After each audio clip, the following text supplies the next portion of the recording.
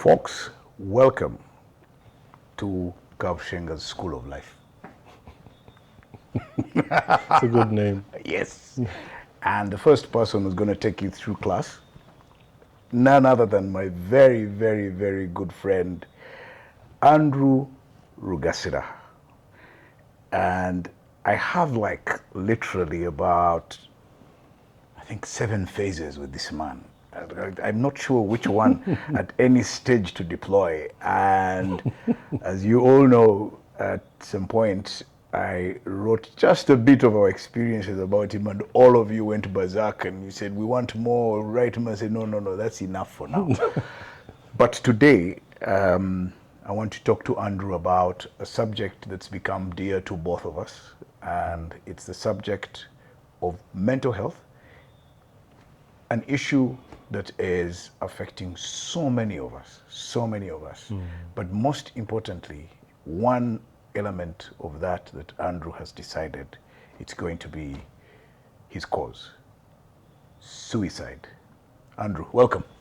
Thank you, Robert. How are you? I'm very well. Are you contemplating suicide? No, absolutely. Yeah, you are. No, you are not. contemplating it. Absolutely but, not. No, but in a different sense. Yeah.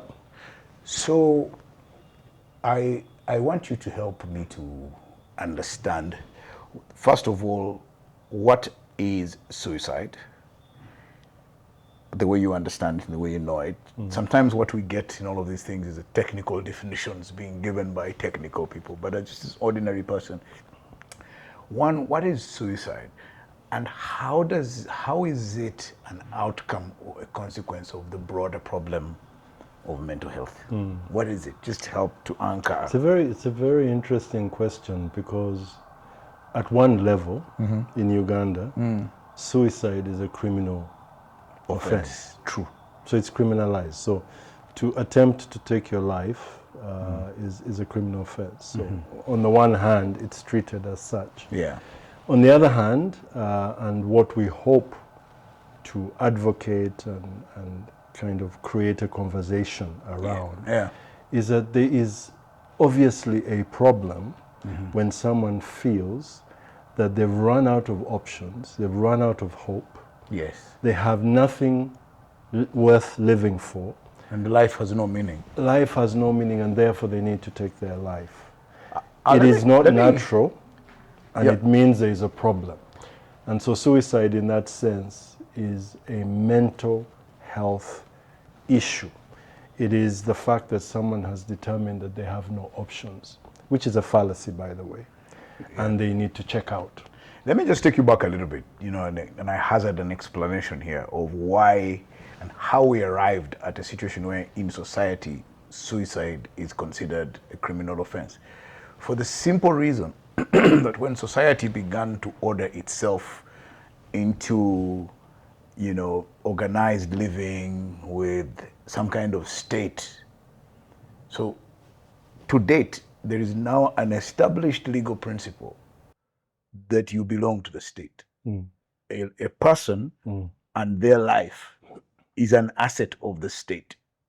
So there is a sense in which if someone else removes you from existence, they are taking away an element that belongs to the state. So the state the state owns you.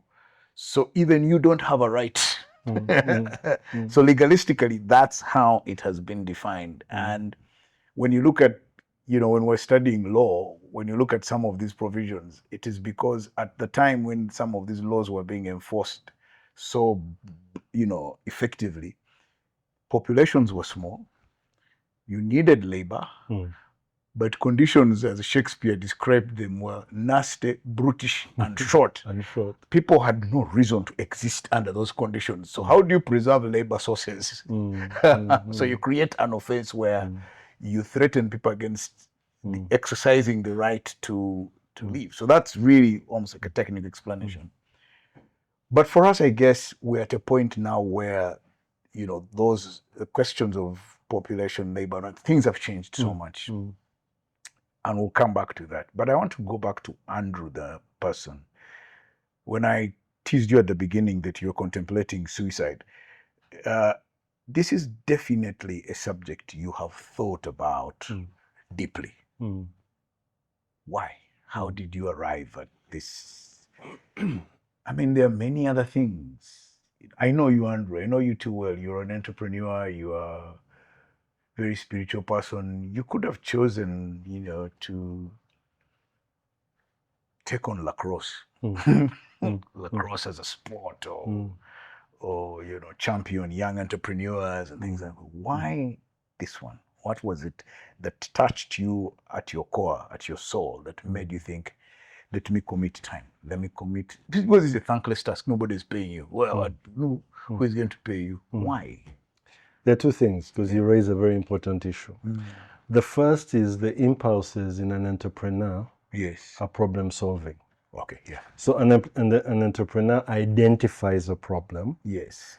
And based on his evaluation of the gifts, the treasures, the ideas, the concepts, the capabilities, the friends around, like-minded people, they come together to construct a vehicle, company, products and services to address that problem.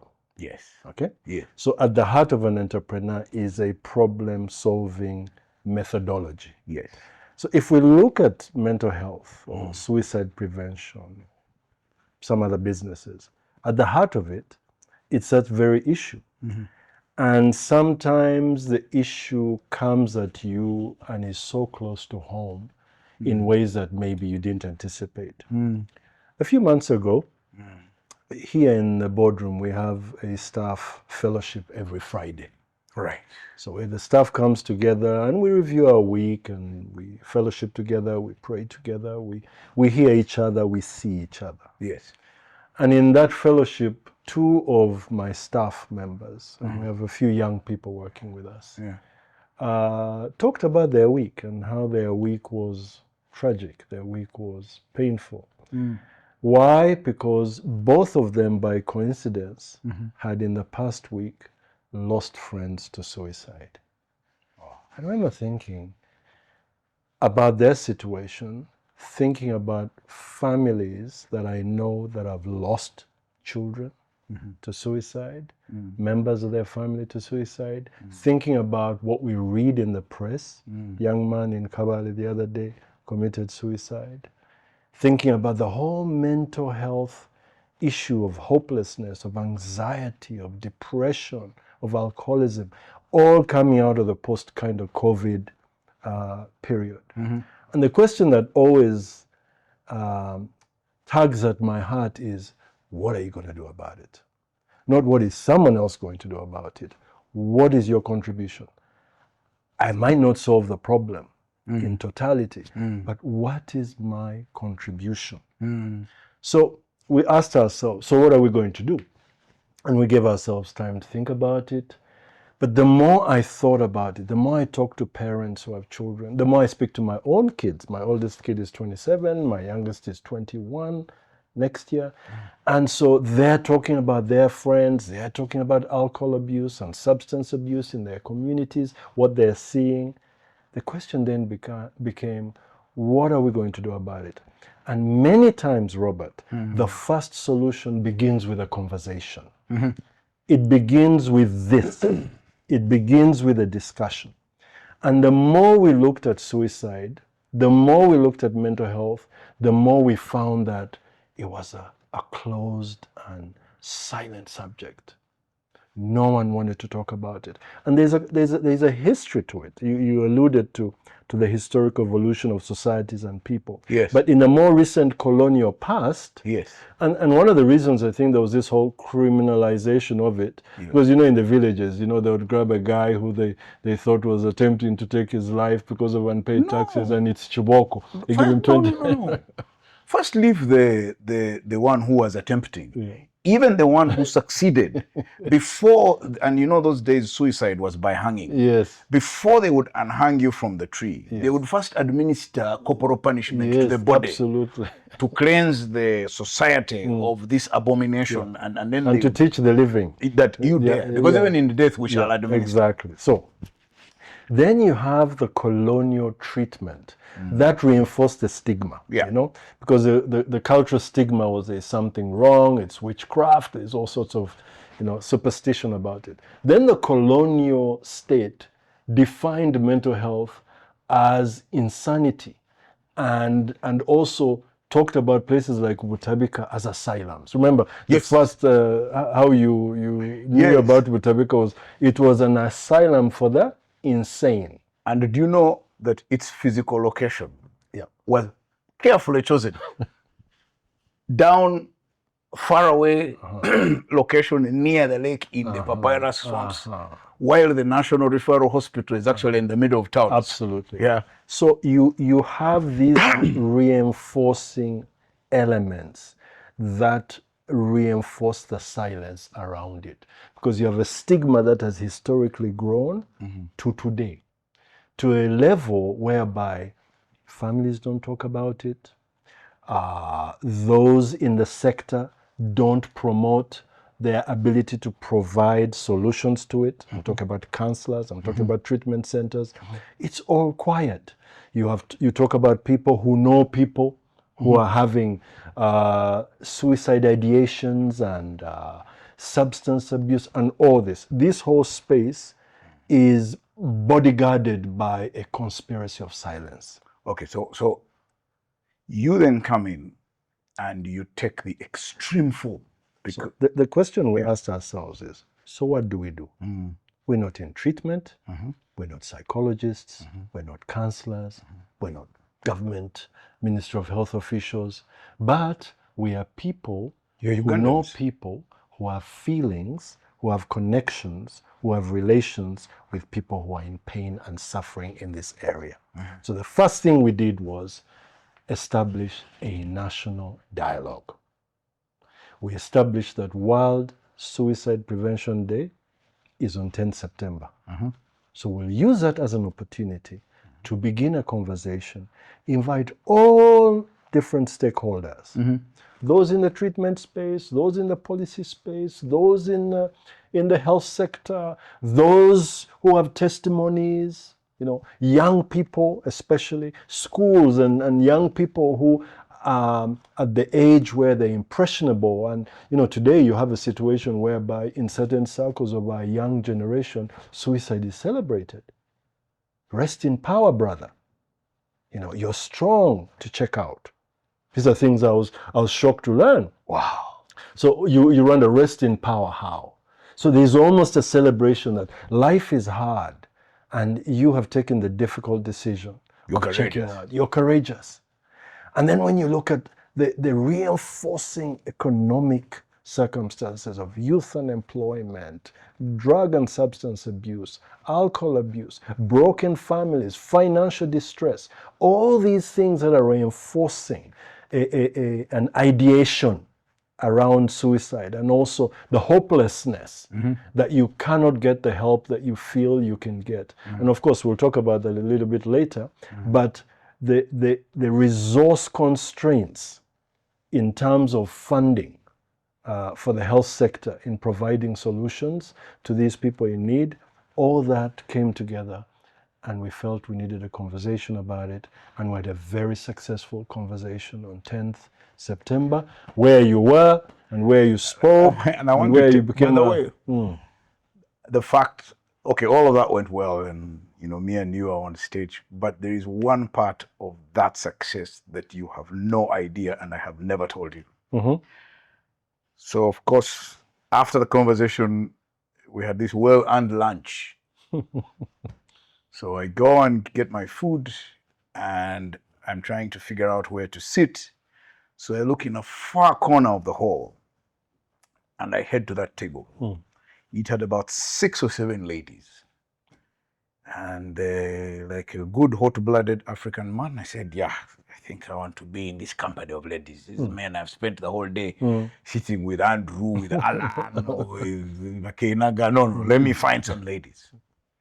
So when they saw me approaching, they got so excited. They said, what a privilege. Please sit with us. Honor us with your company. So I sat with them to have my lunch, and they started talking.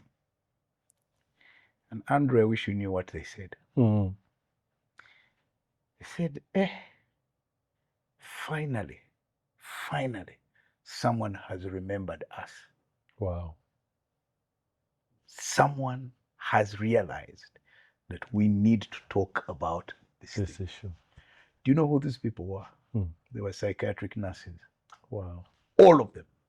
2 of them I had been to school with in high school, and I remembered them, and we talked and remembered old times. So that those people felt that someone had remembered them and was willing to give them a platform. Forget what us gays were doing on stage. It's that their issue came into the mainstream. First of all, we're in Africana. Wow. Conference hall. Wow. Platform. Yes.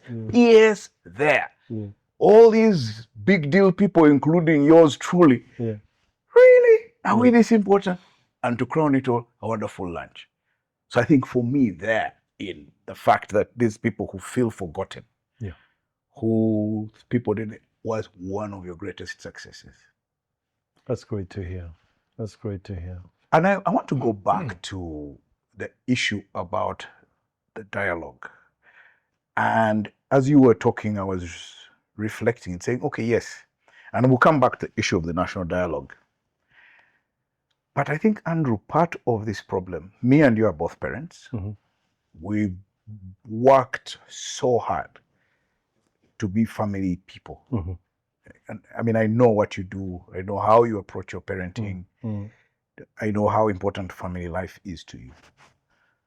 But I feel that one of the things that we lost along the way, and I don't know how the dialogue, can we bring conversation back into families?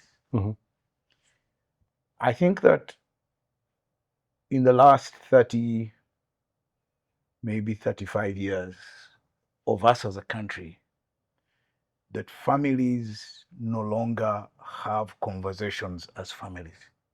I can give you an example of myself. So I think that the TV, so first of all, the guys who are filming us, if we tell them that TV used to run from 6 p.m.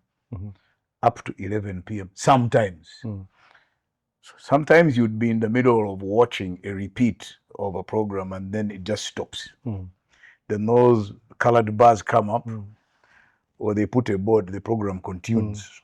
You sit and wait, and then like at 15:15, after 15 minutes, they send you to bed. But before all of that, we used to, so for us, around 1982, the TV died, and my mom couldn't be bothered. So the only thing we ever did in the evening was, after supper, was to tell each other stories. So I would talk about my school, my mom would talk about her office, my cousins would talk about their own school, or her sisters would be talking about office. So we had a conversational culture in the family. I feel that conversation as a family activity has died. And that's where people are feeling lost, that they are not part of. Yes, they all live under the same roof, but you don't have that thing where I sit and talk to my son and we have this long conversation, or we discuss either what has happened or the family history or those things. That stuff isn't happening. Do you see, now I don't know whether to call it live or live. I'm still trying. Live. Is there an element, have you thought about an element of rebuilding and reconstructing and encouraging family time conversation, so that it's not the artificial stuff, we're sitting together watching a football game, but that's not family time. That's us guys looking at a screen. That's a great question. And I think the challenge is to create an awareness around the subject that then leads to a behavioral change at the family unit. Robert, this is a serious issue. 1 in 100 people globally dies from suicide. 1 in 100. If you think about how... So we are 7 billion. 1 in 100. I think the statistic is about 1 billion people globally suffer from some form of mental Distress. health illness. I'm not talking about the stuff that is treated clinically like schizophrenia and stuff like that. We're talking I'm talking about anxiety and depression. Just those are the two leading aspects of the mental health issue globally and even here in Uganda. Depression and anxiety. How many people do you know who suffer from extreme anxiety? How many people do you know who suffer from depression on antidepressants? A lot of people. The loss, the other day I was looking for some statistics about the impact, because I was saying, how do we couch the message for the private sector? Mm-hmm. Globally, the world economies lose $1 trillion a year from productivity loss, which is what? Absenteeism. Mm-hmm. I don't come to work, I don't feel good, I feel I'm depressed, I'm heavy. Absenteeism, I don't come to work. Presenteeism, where I'm present, but I'm disconnected. Okay? Now, pile on that the functional alcoholics who come to work. They're lawyers, they're doctors, they're business people, they're teachers, but they're actually alcoholics or substance abuse. See the magnitude of the problem. Now, once we can effectively partner with others to communicate the grave nature of this, and the fact that suicide is the third killer of young people, third highest killer of young people. So our young people are disproportionately being taken by this thing. And I think once people realize that, hang on, it's not that family or that community or that place or those people who are suffering from this.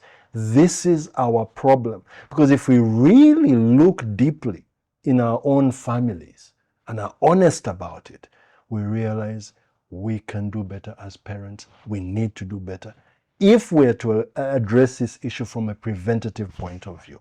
So that's number one. Now, once, and I'm encouraged, Robert, in two ways. Mm-hmm.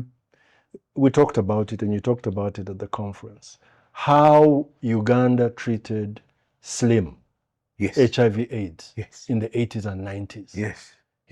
Yes. The president, government ministries, all government officials made this the number one communication issue, yes, to the level that it actually impacted and changed behavior with the ABC. That's why me and you are still here talking. Absolutely. Otherwise we would be gone. Then COVID came. Do you remember? Yes. I thought we'd lost those tricks and those strategies. No. COVID came, another committed communication strategy. This is a... For me, it was the president's finest hour in a long time. And what was it driven by? There is an existential threat. Okay? An existential threat. Now, that is the hope we have with mental health and suicide prevention. That the key voices, the key stakeholders will treat it the same way they treated HIV and treated COVID, to say, guys, 1 in 8 people in Uganda has a mental health issue. We are not funding our mental health initiatives with more than 1% of the health budget. We are losing 2,800. Statistics we've been using, we're saying 700. When I went and looked at the latest World Bank statistics, it's 2,800 they are estimated. Now, how many don't we know? How many died of, malaria or something in the villages where no one can dare stand up and say, oh, so-and-so killed themselves? How many? How many are dying of substance abuse? How many are dying of alcoholism? We need that national communication. We need to get back to the things that worked when we felt we were facing an existential threat. Now, once mental health and suicide are privileged in terms of communication, in terms of attention, in terms of resources, families will automatically begin to have those conversations. Look at us and how we behaved during COVID. No one had to come and police you at home and say. I mean, I remember I used to, I used to jog in my bedroom. You know, I mean, the distance between the window wall and the toilet door. And I used to do. I mean, I don't know how many, because the room is quite small. So let me admit, I got arrested 3 times because I couldn't stand it. I went on the road 3 times. Do you remember when the president said it's okay to go to your balcony? Because people were staying indoors. I mean, that's how effective it was. One, it was driven by fear, Yes. but two, there was an effective communication that captured the science and the necessary behaviors to reduce the risk that the country was facing that didn't even fully understand. I remember when I first walked out in Rugasira, I must have been one of 2 or 3 people who were walking on the street that afternoon. And I kept looking up and wondering, is this thing up there? Is this thing, am I breathing it in right now? In our house, everyone had a mask inside the house. I mean, really. Remember, we jogged for weeks with masks. Which in itself was suicidal. Absolutely. So I think once the attention is given to the issue, then there is a natural progression with which it cascades to the family unit level, and people start having conversations.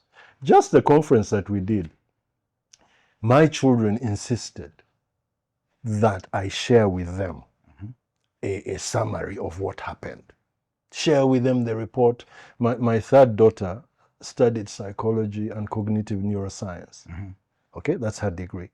And I remember when she wanted to do it and kept talking about psychology, psychoanalysis, psychotherapy, cognitive neuroscience. She would intern in Zambia and talk about how this issue is critical amongst young people. You know, at that time, I didn't think of it as something that was critical, as a technical profession that we need to. But today, when I look at the things that are impacting businesses, homes, family units, and then you look at the broader tearing at the seams of the social fabric and structure, families splitting, absentee parents, access to alcohol for young people. You know, this is one of the few countries whereby there are no licensed times to consume alcohol. That's why Uganda is one of the highest per capita consumers of alcohol. Because in other countries, they say, folks, these are the only places with licenses, and these are the times you can consume alcohol. Here, it is party after party anytime. Yeah. How many people go to a shop which sells liquor and are asked to produce an ID to say that they're over 18? So you have all these reinforcing pressures. So once we have that national conversation, once the key leadership begins to talk about this issue, it will cascade to the family unit level, to the community. And once we begin to have a conversation about it, then, Robert, we shall say, are our teachers adequately trained to identify that student in class who has grown quiet all of a sudden? So let's first go back a little bit. We are... Sorry, I had to pack you. No, but I want to bring you back because you've taken me to where I want to go, but you've taken me on a slightly higher plane. So I want to now arrive by land. We've arrived by air. I want you to help. So before we're talking as parents, but now as someone who has acquired so much knowledge and information about this issue, how can people know, either themselves, and especially the young guys, either themselves or their friends, that something is not right? So 2 friends come to the football matches. Yes. Okay? Literally every week. Yes. And there's one on the left, the quiet guy who sits there, and his friend who comes sits a little bit more bubbly, more animated when they score, when they fail to score. And they come a few times, and all of us, you begin to think, it must be the guy on the left, because he's quieter, he's not very expressive, he's not animated. It's the one on the right. Until towards the end, that seat is empty. At the So football match. at the football match. So it means something has happened. So the friend comes with the scarf Yes. and just puts it on the chair. I remember it's yellow and green. Yellow and green. Those colors, yeah. And immediately you're shocked because you suspected that the one who has the problem Yes. was the quiet one. Yes. The one who was animated and whatever was okay. So what is what's a catchphrase? What's a catchline? What is the caption? Check on each other. Check on each other. Because when I check on you, Robert, as a society, as a community, I get to see you. Yes. And when I get to see you, I get to establish how you are doing. Yes. I always joke to my friends when they come into the office and say, how are you doing? I said, do you really want to know? Are you just saying that in passing? Because if you really want to know how I'm doing, sit down and let's have a conversation. Okay?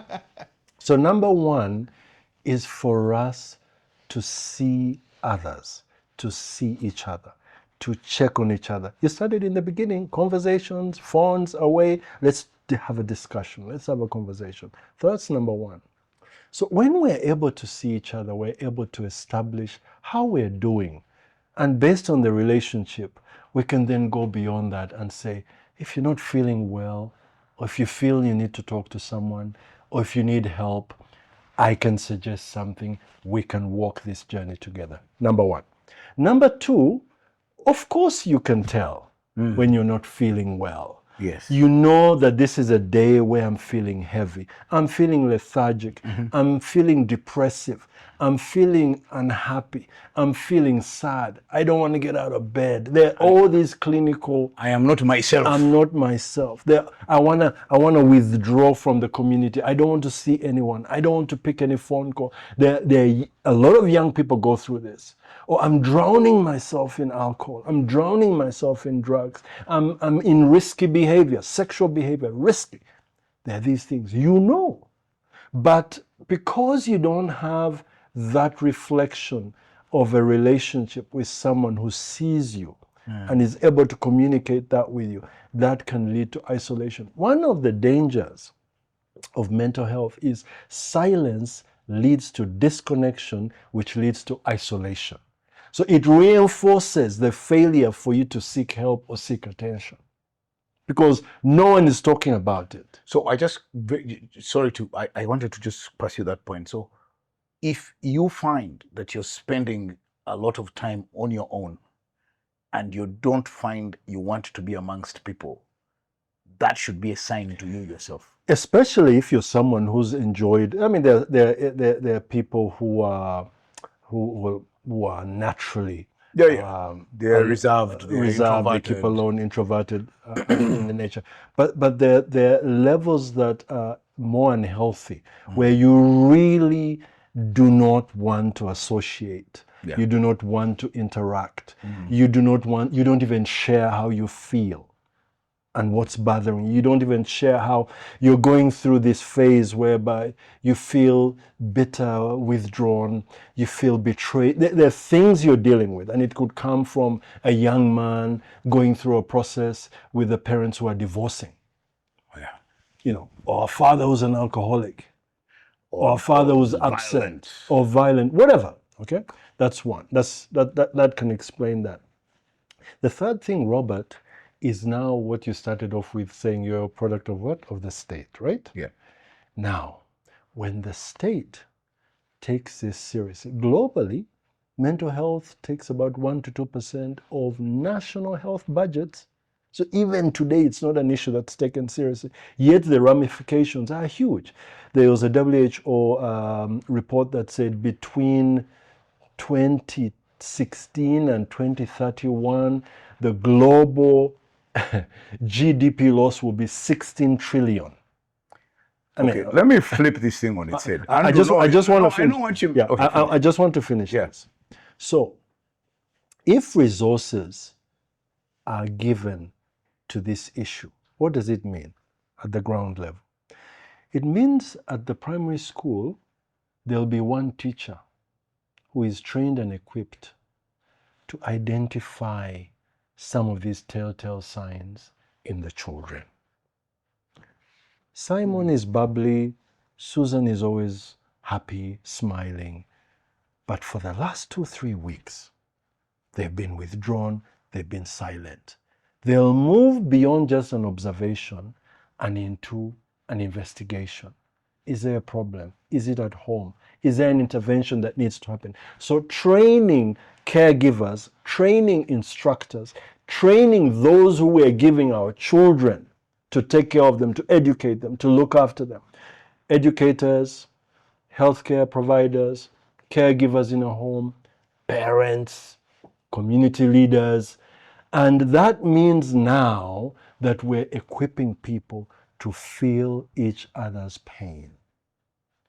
Not to say that this does not affect me, I'm okay, and therefore it's not something I can be concerned about. So at the 3 levels, self-diagnosis, to be able to communicate, someone to observe, and then the institutions to observe. And lastly, one of the things that came out of the conference was, can we create a youth resource hub where we have a resource center where people know I want a counselor. First pack that, because we are coming to that stage. I just want to make your life a bit more difficult now by flipping this thing on its head and saying that, you see, maybe we should have a radical approach and identify situations in public life. First, let's leave our young people. So our young people are struggling with accepted. But the policy people and the people in charge of committing resources don't seem to be paying attention. What if we say that, by the way, actually, you guys, by the nature of the work that you do, the pressures you're going through, actually, even you are mental health patients. Absolutely. Many are. Many are. And if you look at the choices and the decisions many of them are making, of course they are. So we tell them you need attention.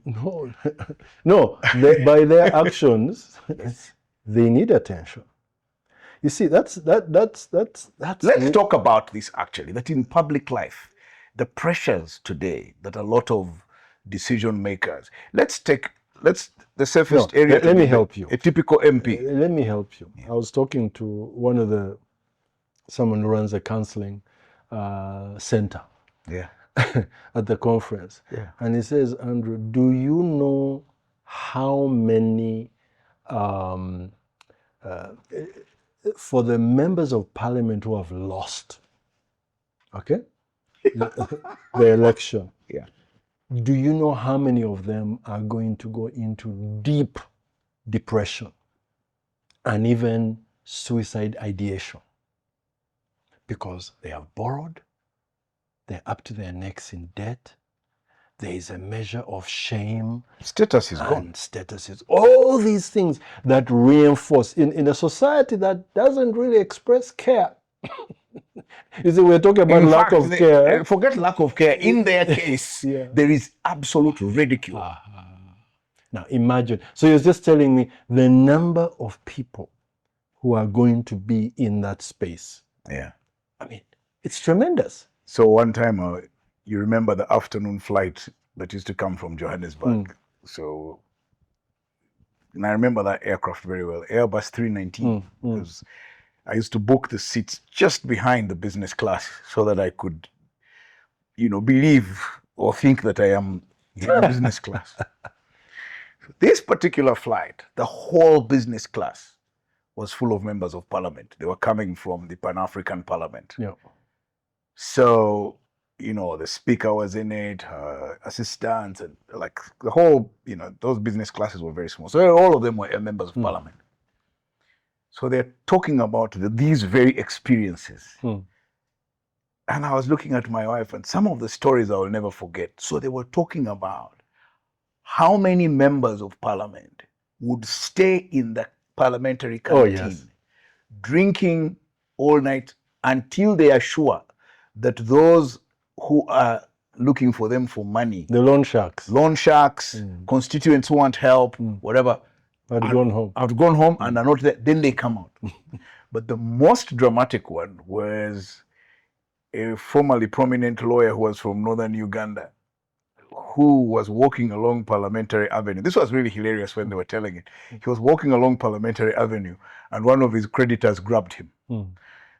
But he was not, the creditor was not fast enough. So what this guy did is he jumped off the pavement and jumped onto the gardens that are next to Parliament. And then he told the guys, I am within the precincts of Parliament. You can't arrest me. But that's the life that our public officials live. Yeah.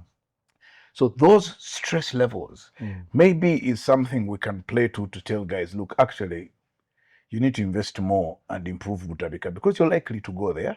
But also maybe wellness, Robert. Make wellness an aspect of private sector service, public sector. In Parliament, let them have a wellness clinic. In offices, in banks, in both public and private institutions. Wellness. No, but I have an idea for you, Andrew. Why wait until next year? Why don't we have a session in Feb, maybe early Feb, late Feb, maybe early March, to talk about the mental health challenges of being a public official, an elected official? At that point, we will have enough casualties and live examples. So maybe if we can get this subject to them and they begin to feel that they are part of a broader problem, then we'll get some policy. And there's a parliamentary, I think, I wouldn't say committee, but association on mental health. Okay. And I think, one of the challenges is definitions. Yes, okay. Yeah. When do you know, and you ask the question, when do you know that you have a problem? When do you know that you have a problem? And many times, awareness. But is a critical issue. Let me tell you, I mean, one of the reasons that me and you are having this conversation is because I have a personal, I was one of them, the people who are having this problem. The most interesting thing is that my father always knew when the onset of his illness was coming. So there were times he would tell my mother, I need to go to hospital now. Not tomorrow, not he would tell her, take me now. Because if I don't go now, it will be 1 hour too late.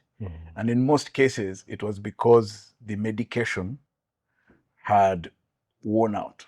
And so he needed. So if people who are medically or clinically diagnosed can know, and because they know, just the way you know that I have a flu or I have pain, I think we need to crack this thing where those who think they are normal can now say, okay, we're not normal. And which now takes me neatly to the issue you raised earlier on, which is after the conversation, and in your report you mentioned it, there were very specific outcomes of how we can help people. Because part of the reason people are driven to suicide is that they don't know that there is help. They also don't know that they can safely. One of the things that helped our generation with HIV was that it was okay for you to go anonymously to test for HIV. It was okay for you to anonymously go and get protection.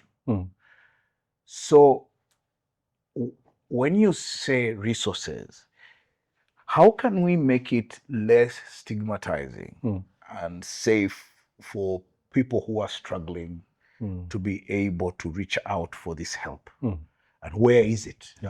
It's a very important point. Some of the stuff, some of the initiatives are being done, but they're not being done at scale.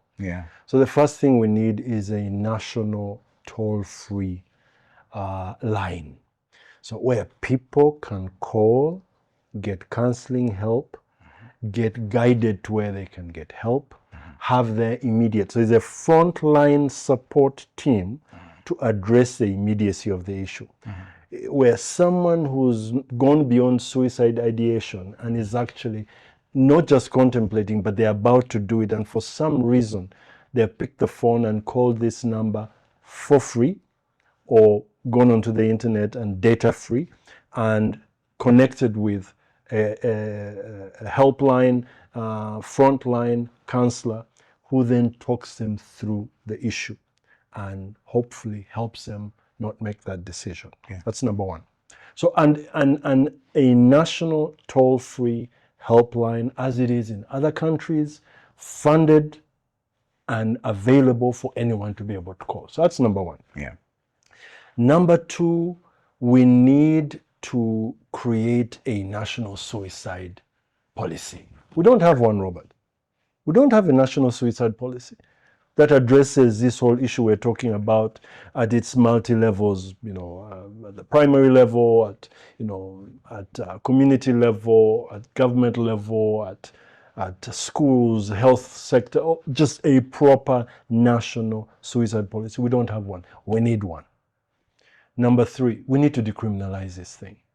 This is not an issue that's a criminal issue, it's a mental health issue, and therefore we need to deploy resources to address this issue. Mm-hmm. Number four, we need to create, especially because of our young people and because it takes a disproportionate number of young lives, we need to create this youth resource hub. Where do young people go when, thank God, someone or themselves or the community has told them that there's a place they can get help? Where do they go? Where do they get this information about where they can find counseling, where they can find treatment, both clinical, both therapies? Where can they go? Because people just know it's Butabika. But there are hundreds of counseling centers and dozens of treatment centers for people who are suffering from substance abuse. So where do they go? So that resource hub will mean working together with stakeholders and a coalition of partners, those in treatment, those in advocacy, those in counseling, those in the mental health sector, those in Butabika, the clinical side, all of them coming together, this platform being advertised so people can know that, if I want a private, a safe inquiry, I can make it here. Mm-hmm. And when I make it here, like you said, I'll be anonymous, my data will be protected, and I'll get the help I don't even know I need, but I'll be guided to where I can get it. Exactly. I'll be told what I need. Yeah. So those are really the four critical areas that what we want to try and do is work with others. I would say we are catalyzers, and we are curators of an idea that's going to involve many other people. And hopefully if we can get the new parliament to look at this issue and also come up with a national policy around suicide prevention, decriminalize it, then I think we'll begin to do the things you're talking about. We'll begin to have these conversations. Podcasts and media programs will begin to speak about it, not as something that's unusual, but as something that's part of our day-to-day. Offices will have their HR teams trained with dealing with staff who need help. We need to talk to the faith-based organizations, churches and mosques and that kind of thing. Because I want to have a really long conversation about faith-based organizations, because I think there's a huge problem there. But I want to throw an idea into your mind. Why don't we challenge these young people themselves? So one of the things I learned when I started my latest phase was something called the ecosystem. And now you're part of it with eTransact, so you understand. Can we challenge our young people who are quite versatile and innovative with technology to come up with some chatbots that, because a lot of the people who are struggling, they're versatile on technology. And they're so versatile that they're going online to find ways and ideas that enhance their ideation of suicide.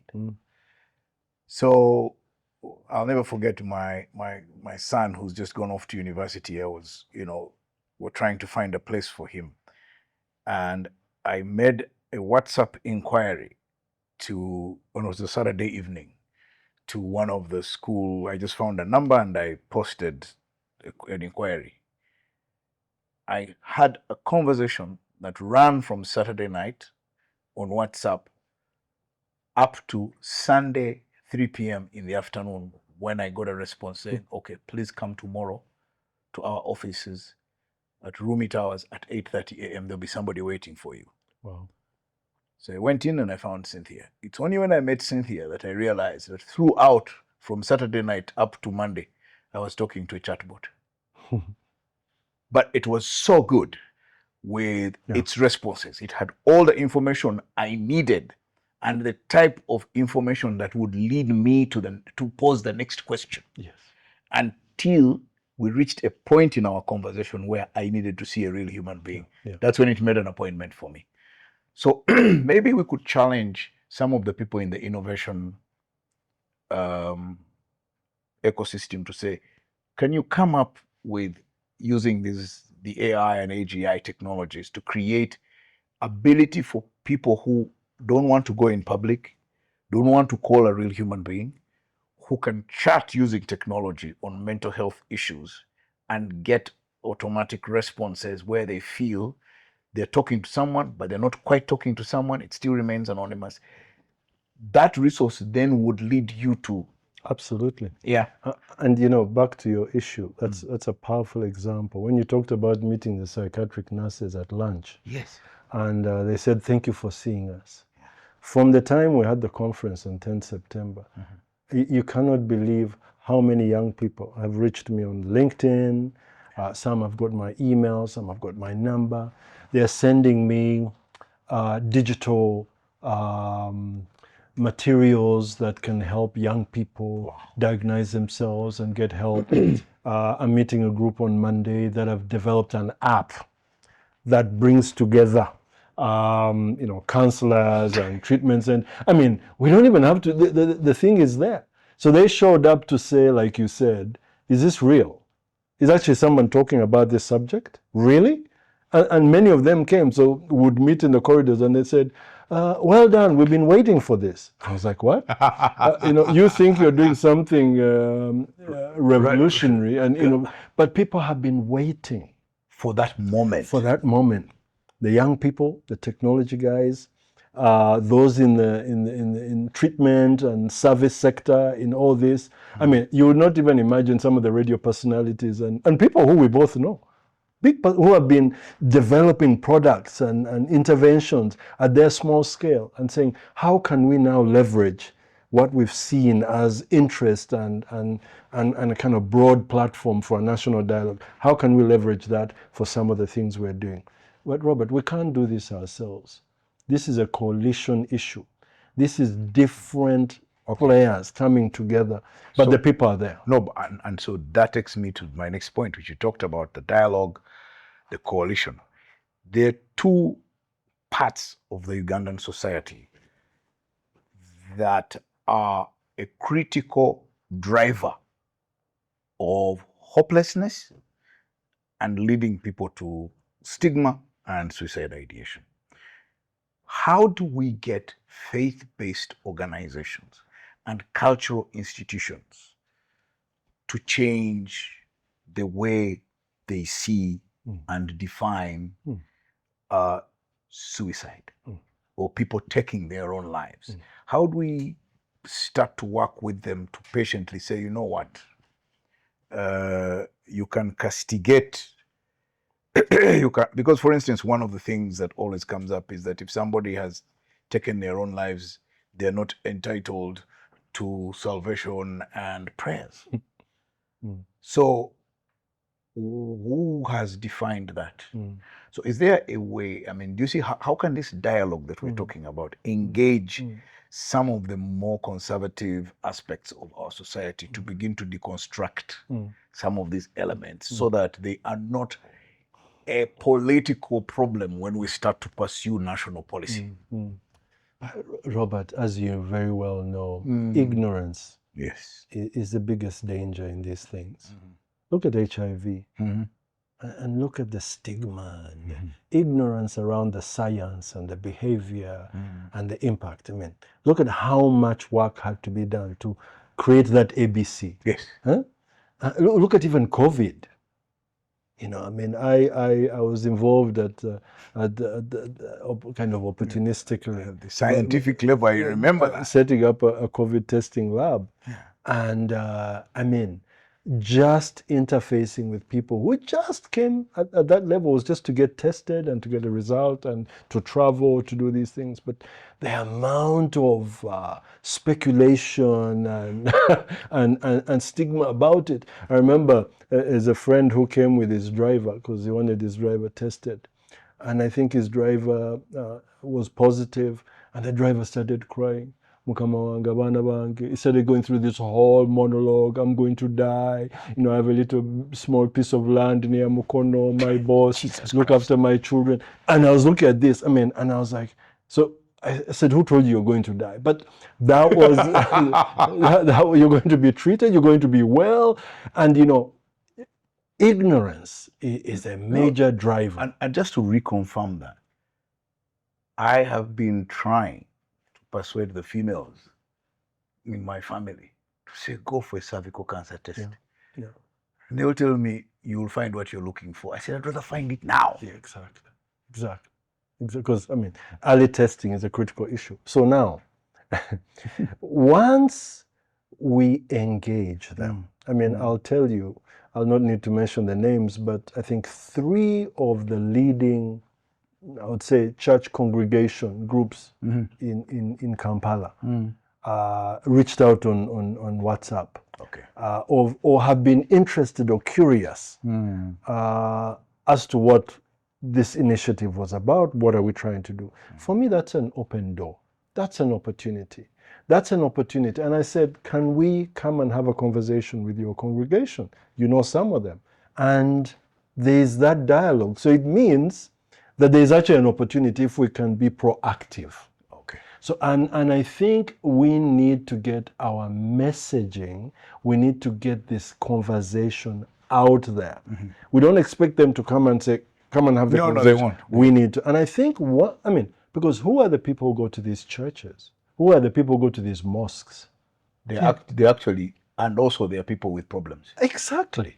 And they're you and me in the marketplace who on Sunday or Friday or whichever day of the week go and congregate to worship. The same people who we meet in our offices, in our businesses, in public offices, the same people.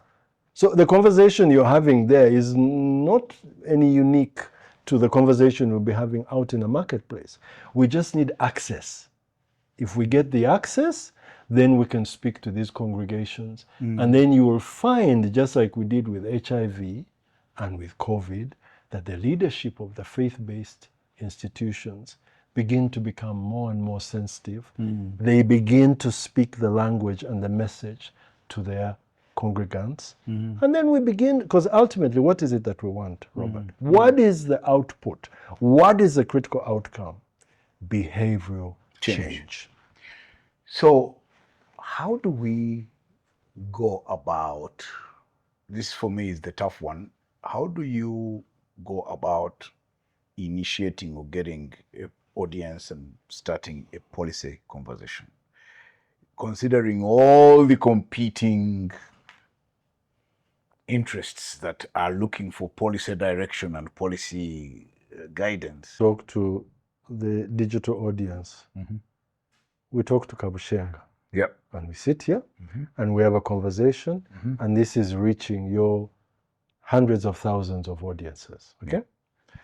If we want to talk to policy makers, we wait for this new parliament, we approach the leadership, we approach people in parliament and ask to have a conversation, an engagement. We provide the information, the data. It's constant conversations around an issue, providing the data, providing the information, expressing the sensitivity and the importance and the urgency in that sector, in the media, in the Ministry of Health, in the INGO, local NGO, private sector, manufacturers. There is a research that came out of Hima Cement. Okay, it's public, I can share it, where they were looking at the mental health of their staff. They have thousands. 45%, 45% in the survey were registered as stressed and having high anxiety, stressed. 45%. If that is what's happening to a large manufacturer like that in their surveys, what's happening to other businesses? What's happening to people who are taking loans? What happens to financial distress? What is the implication of financial distress? What happens to the people who take loans from these informal financial providers? Can you imagine? I was just developing a paper the other day on the impact of financial distress On mental health. on wellness, on mental health. Huge. But what do we need to do? We need to talk to the Bankers Association. We need to talk to the banks.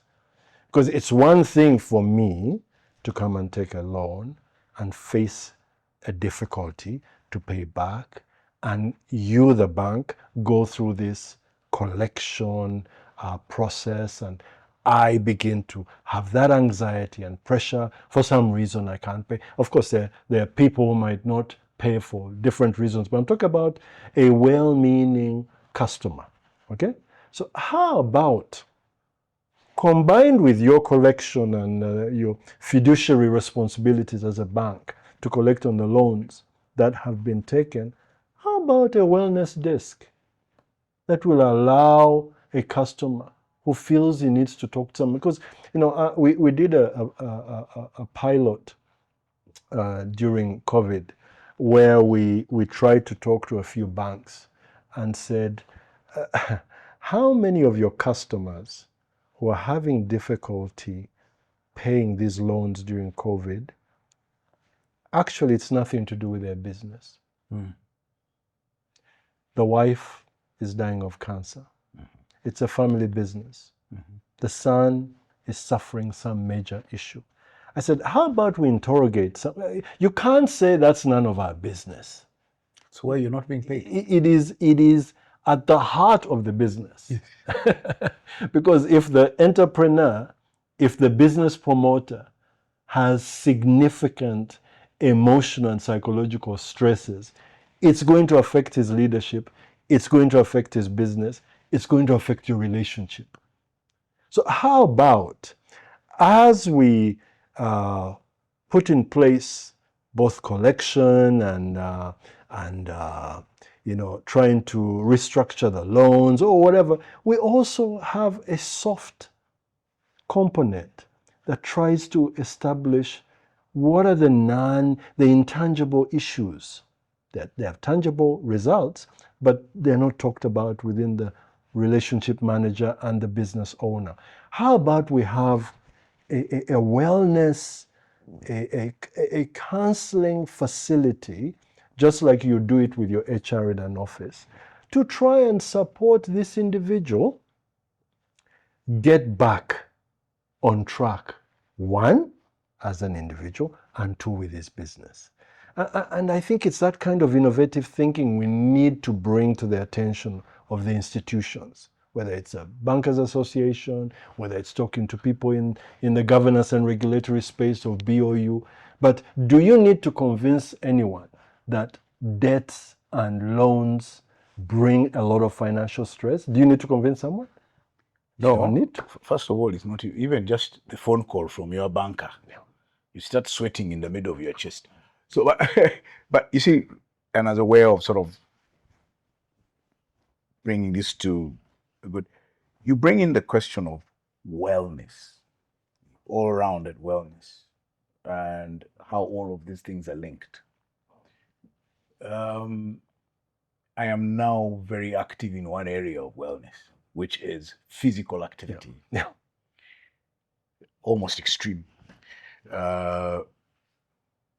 How do we build that in as a way of helping, you know, Because there are two things that are happening. So you've got just the problems that you're trying to solve: suicide, mental health, that physical activity can de-risk.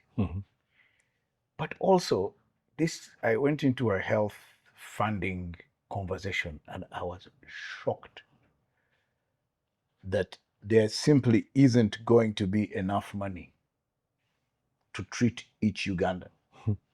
We need $29, I think, per month or something like that, per person. We can only raise 16.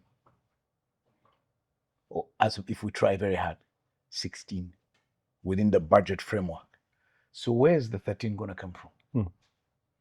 So one of the answers is physical activity as the medication for some of these things. So I think that we need to build that into our interventions to promote physical activity. One of my coaches says, look, I don't care what you do.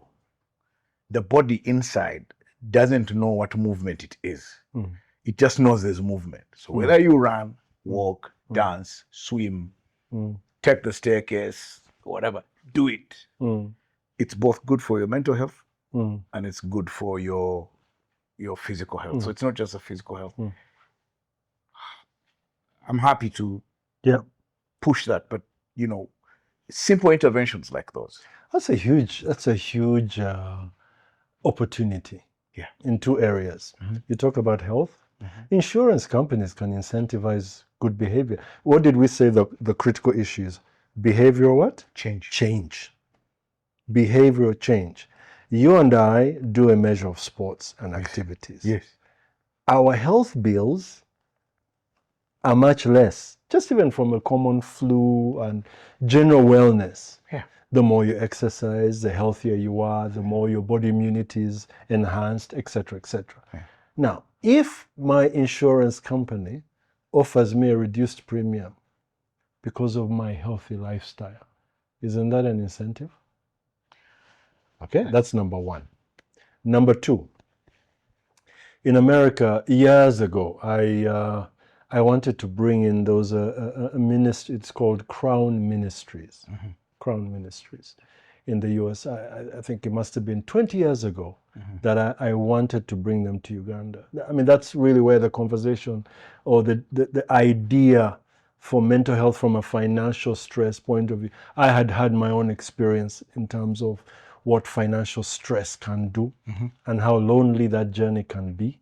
And I just said, and I came across this organization recommended by a friend who said, these guys are doing incredible work. So what they do, they offer counseling, wellness, strategy, restructuring of your financial portfolio.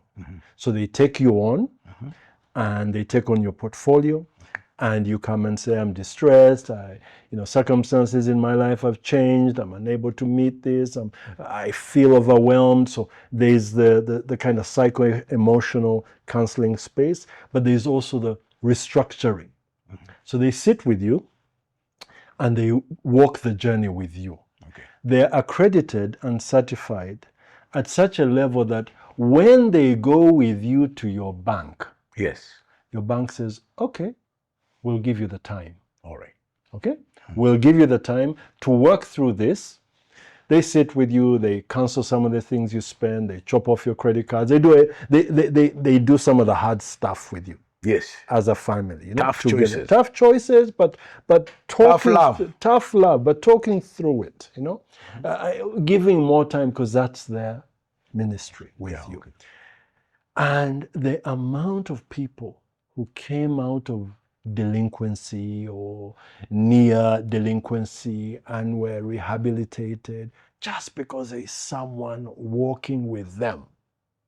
There is nothing as lonely as a financial situation where you have a default situation with a bank. I mean, how many people rally around you beyond those who come and say, we'll provide some of the support? So I looked at it from the point of view of wellness.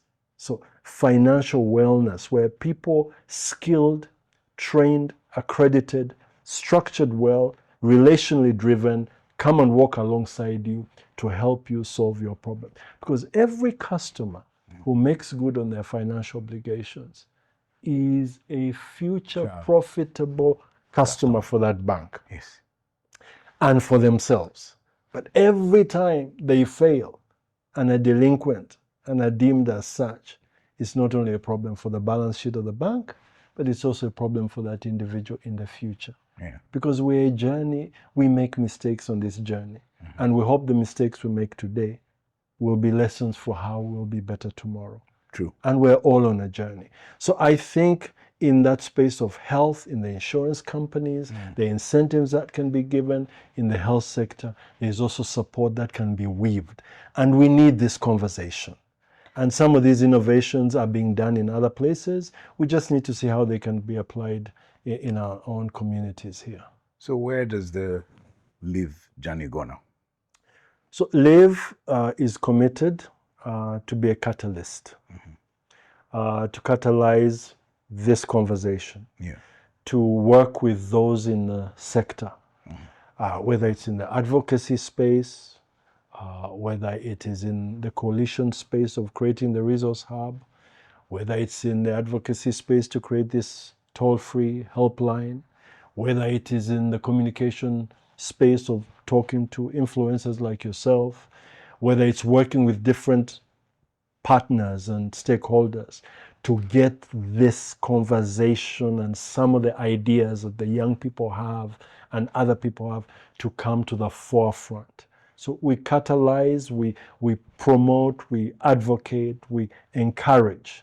So in a sense, we're encouragers and catalyzers so that it becomes a conversation. And in 5 years, I'd like to see billboards, and I'd like to see offices with private companies having a wellness desk. I'd like to see banks with wellness desks. I'd like to see insurance companies giving discounts to people who have a regime of healthy living and healthy eating, and all these things, an ecosystem that brings everybody to make their small contribution so that the society is healthier and people have alternatives to the one where you arrive at a place where you say, I have to check out, I have to take my life. And in all that, at a family level, we can begin having these real conversations with one another. So for me, I guess what is left is first of all to thank you for talking to me. You could have said no. So thank you. Thank you, Robert. Yeah. But on behalf of everyone out there for whom this subject is so important and so personal, thank you for lacing this boil. Because we've all been living with it, but fearing to bring the razor blade. So you came with the surgical blade and you've now laced it. So the next stage is how do we start the healing process? So thank you very much. The third one, and most importantly, that me and you, let's not forget to take care of our own mental health. Absolutely. Because we may take on everyone else and forget ourselves. Absolutely. So absolutely. Take a break, rest. I don't need to tell you the other one because I'm sure you're better than me at it, which is to pray. Yeah. Thank you very much, Andy. Thank you, Robert. Excellent. Appreciate it. Good. Thank you.